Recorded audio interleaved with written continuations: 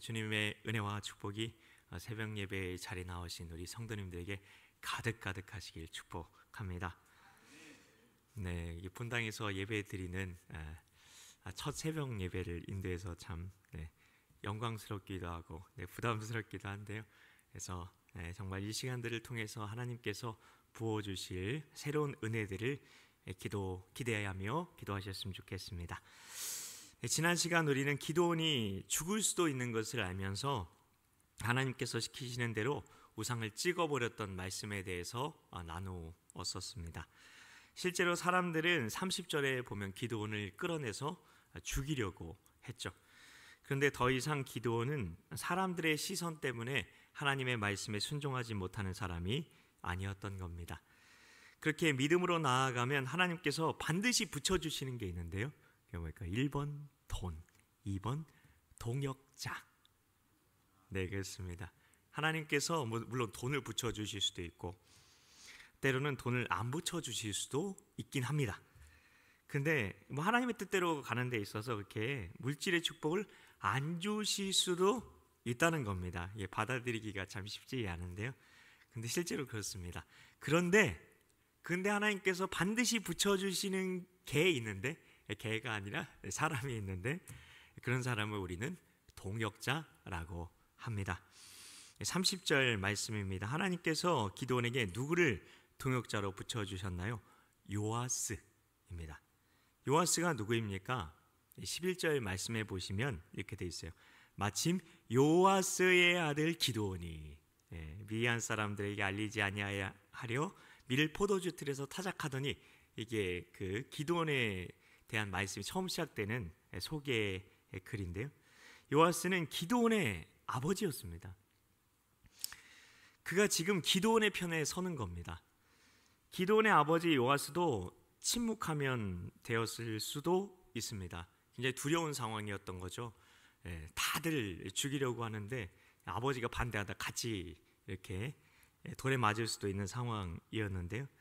그러나 기드온의 아버지 요아스는 기드온의 편에 서기로 결심합니다. 분명하게 요아스도 다 잃을 수도 있었습니다.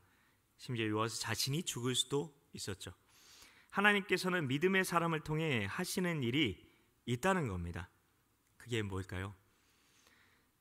영적인 잠에서 깨어나게 만드는 것입니다. 에베소서 5장 14절입니다. 그러므로 이르시기를 잠자는 자여 깨어서 죽은 자들 가운데서 일어나라. 그리스도께서 너에게 비추이시리라 하셨느니라. 아멘. 에베소서에서는 잠자는 자여 깨어서 일어나라 이렇게 말씀하고 있습니다. 에베소서 5장은 영적인 잠을 자는 사람들이 어떻게 그 잠에서 깨어나게 되는지에 대한 분명한 말씀까지 해주고 있습니다. 아주 중요한 말씀인데요. 에베소서 5장 8절입니다. 너희가 전에는 어둠이더니 이제는 주 안에서 빛이라. 빛의 자녀들처럼 행하라. 아멘. 빛의 자녀들 때문에 영적인 잠을 자고 있는 사람들이 그 잠에서 깨어나게 된다는 겁니다. 한 문맥 안에서 이렇게 이해를 해야 하는데요. 기드온의 아버지 요아스는 어떤 사람이었습니까? 사사기 6장 25절 외우기 드십시오. 6.25 사사기 6장 25절에는 전쟁이 일어나니까 6.25 전쟁 생각하시면 쉽게 기억하실 텐데요. 이 기드온이 찍어버렸던 우상이 누구의 집에 있었던 것인지 이렇게 기록하고 있습니다. 내 아버지의 집에 있는 바알의 제단을 헐며 그 곁에 아세라상을 찍고라고 되어 있습니다. 기드온의 아버지가 우상 숭배자였어요. 그러면 처음부터 요아스가 우상 숭배자였을까? 아닙니다. 기드온의 아버지도 이스라엘 백성이었죠. 하나님의 백성이었습니다. 그랬던 그가 바알과 아세라 우상을 섬기게 된 이유가 있었겠죠. 그 바알과 아세라 우상을 왜 하나님의 백성들이 섬기게 되었는지를 보면 요아스가 왜 그랬는지를 알 수가 있습니다. 왜 그랬을까요? 1번 복 받으려고, 2번 먹고 살려고. 그렇죠? 먹고 살라고 한 겁니다. 하늘에서 비가 내려야 농사를 짓고 먹고 사는데 하나님을 잘 믿어보려고 하는데 먹고 사는 문제가 잘 해결이 안 된 거죠. 하나님 잘 믿으면 하나님이 먹고 사는 거 책임져 주실 거라고 생각했는데 가족들이 손가락만 빨면서 어린아이들이 배고프다고 우는 겁니다. 지금 미디안 족속이 어떻게 하고 있습니까? 쌀을 한 털까지 지금 다 빼앗아 가던 시절이었습니다. 얼마나 고통스러웠을까요? 하나님께 아무리 부르짖어도 하나님은 묵묵부답이신 것 같고 그럴 바에야 차라리 우상을 섬겨야겠다 생각한 겁니다. 다들 그렇게 우상을 섬기던 시대였습니다. 물론 하나님은 아예 안 믿는 것도 아닌데 하나님도 믿고, 우리가 뭐 우스갯소리를 그러잖아요. 부처님, 뭐 알라님, 뭐 예수님 있으면 누구라도 날 도와보라고, 그런 상황 가운데 있었던 겁니다. 그런데 나 혼자 하나님 잘 믿겠다고 하면 사람들이 뭐라고 생각했을까요? 뭐라고 손가락질했을까요?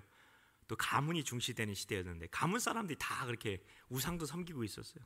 근데 나 혼자만 하나님 잘 믿겠다고 이야기를 하면 뭐라고 할까요? 너만 하나님 믿냐?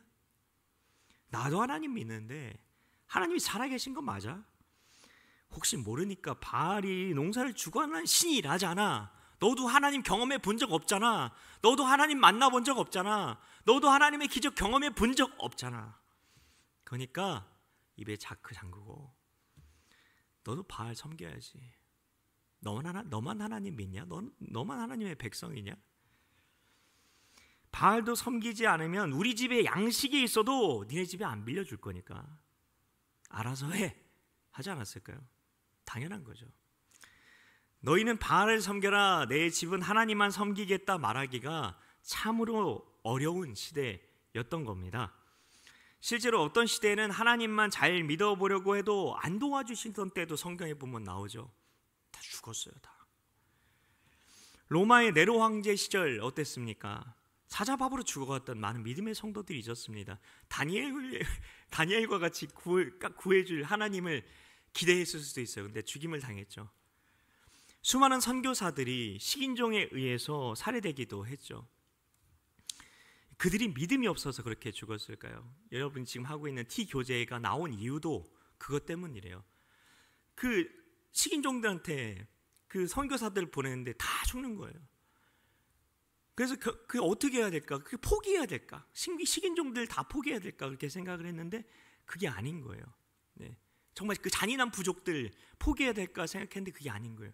어떻게 하든 그들의 언어로 그들이 가까이 다가가기 위해서 만들어낸 게 T라는 교제였던 겁니다. 근데 그전에는 정말 수많은 선교사님들이 죽임을 당했죠. 그들이 믿음이 없어서 그렇게 죽었을까요? 아니죠. 때로는 내게 아무 유익이 없는 것 같아도, 예수 믿다가 망하는 것 같아도, 심지어 가족이 다 신앙 때문에 내 앞에서 총에 의해서, 잔인한 폭도들에 의해서 한 명 한 명 내 가족이 죽임을 당하는 것 같아도 그래도 왜 예수님 믿어야 하는 것일까요? 하나님이 정말로 살아계시기 때문인 줄 믿으시기 바랍니다. 하나님만이 유일한 참신이시기 때문이신 줄 믿으시기 바랍니다. 그거 어떻게 합니까? 살아계신 주 나의 참된 소망. 예수님께서 부활하셔서 살아계신 하나님은 오직 삼위일체 하나님 뿐이심을 증거해 주셨기 때문인 줄 믿으시기 바랍니다. 기드온의 아버지 요아스는 기드온을 통해 살아계신 하나님을 보게 되었던 겁니다. 그래서 요아스는 모든 것 다 잃어도 하나님을 선택하기로 결단한 겁니다.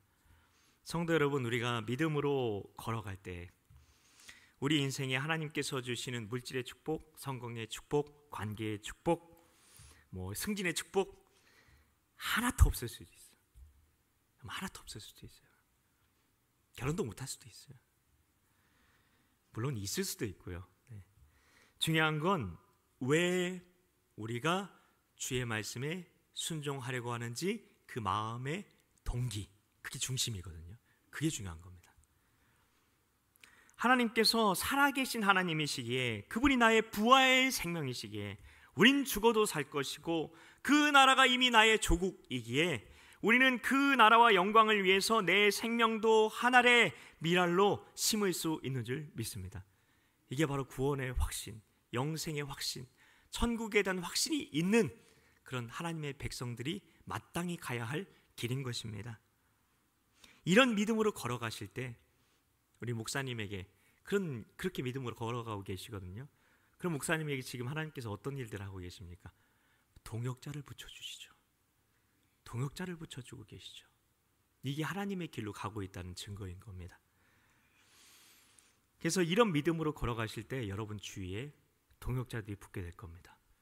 함께 소그룹에 참여하는 멤버들이 붙게 될 겁니다. 이 자리에 계신 여러분들이 그런 리더가 되어 주셔야 합니다. 그래서 하나님께서 여러분을 새벽 예배의 자리로 불러주시는 겁니다.